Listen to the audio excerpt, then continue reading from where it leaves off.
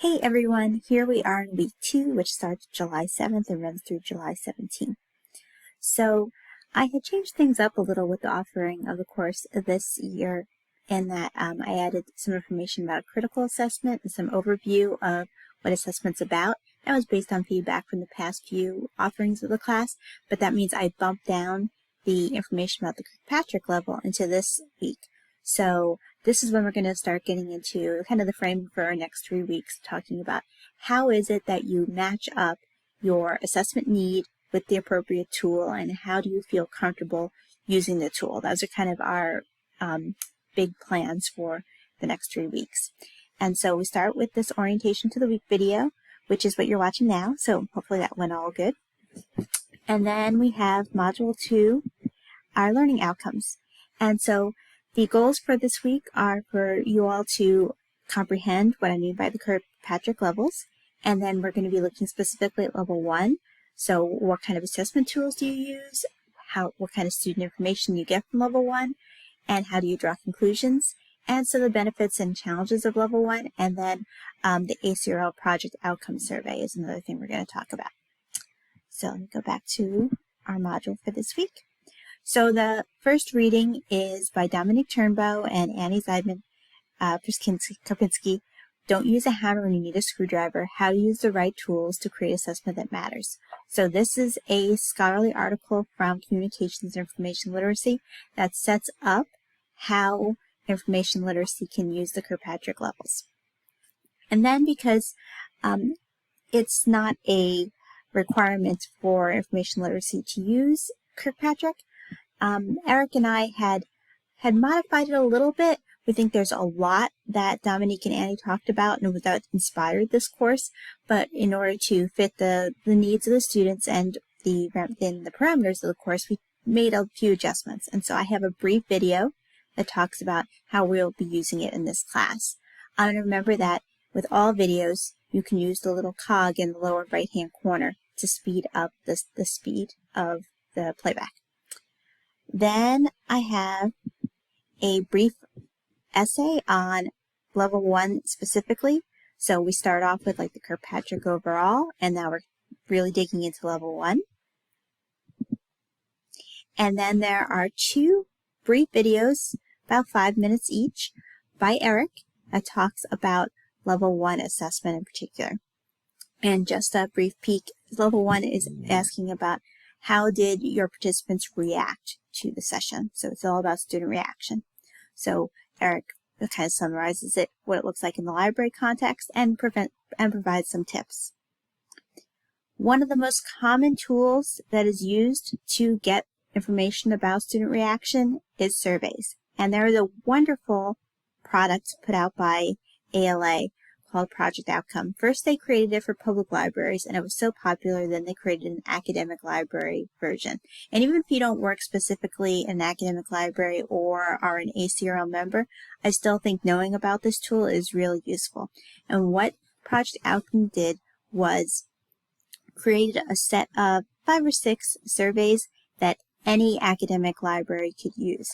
And one of them is specifically about library instruction. And I love this because so much time has been spent and frankly wasted on each library trying to create a survey that they think will work to get at information. And this is like, here it is. Here it's all set, and you can just set up your free account and then you have access to the survey, and it creates a little dashboard for you so you can also compare your results to other kind of classes. You can't like compare yours to say Radford University or William & Mary, but they can say like other universities or colleges of your size had these results. So it gives you some benchmarks that way too. So if you know nothing about Project Outcome, I included this link to a webinar. It's about an hour long. Again, you can speed it up using the cog. It talks not only about the project, but also how a library used it. It has a really emphasis on a case study of how they used it and to close the loop, which is something that a lot of you talked about wanting to know. If you already know about Project Outcome or you want to know even more, I also provided a link to a case study from Southern Utah University where they talk about how they used Project Outcome for library instruction and how to close the loop. So again, this is all about the closing of the loop and making sure that the assessment gives you something that you can use. So you can watch both of them, or watch one of them and read the other one, or just do one or the other, your choice. So once you have a good sense of what Level 1 is all about, and we have had these case studies of how other libraries have used Level 1, then we get to the hands-on exercise where you give it a try. So one thing to know is, hold on a second.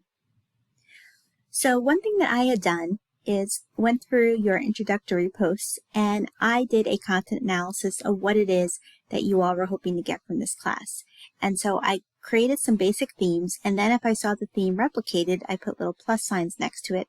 And this allowed me to figure out what was mentioned more than once. Because one of the issues with surveys is that we tend to, in our memory, remember things and give too much weight to outliers. So if someone said that their workshop was the worst workshop they ever attended, in our memory, we will remember that comment and we will forget the 99 ones that said it was just a fine workshop or a good workshop, and we'll be like, well, I'm never doing that workshop again.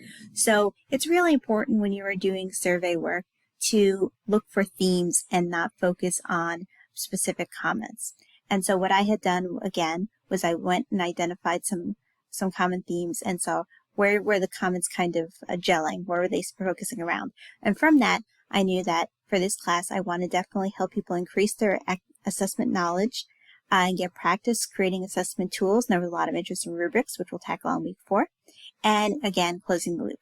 People also talked about doing better assessment in general, and at least one person talked about more effective pre and post tests. So I also will make sure that I include in my readings some articles about these topics, because while they may not be of interest to a wide part of the group, I definitely want to support the learning of everyone that was mentioned. Okay, so let me go back to our Library Juice class and point out that why I was showing that to you is that I have given you a set of student surveys, and you are going to then code them and find themes. What's the takeaway for you? If you had taught a class and got these set of evaluations, what would you walk away thinking? This worked or this didn't. So when you click on the link, you'll review the survey and analyze the data. So you don't need to submit anything for this. This is for your own practice, but you can talk about it on the discussion board, which is the one thing that will count towards your grade book for this week. And so the reflection for this week, I want you to take this in whatever way you think would be most useful to you.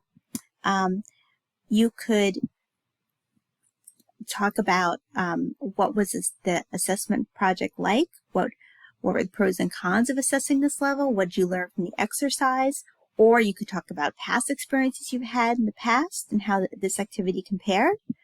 You could talk about future use, select a level 1 learning outcome that you might want to assess and how you might assess it.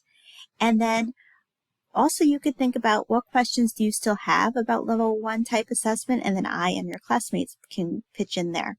So again, after you post, if you can apply to at least one classmate's initial post, that will keep the conversation going. And if you run into any problems, feel free to email me. Thanks a lot. I will see you on Moodle.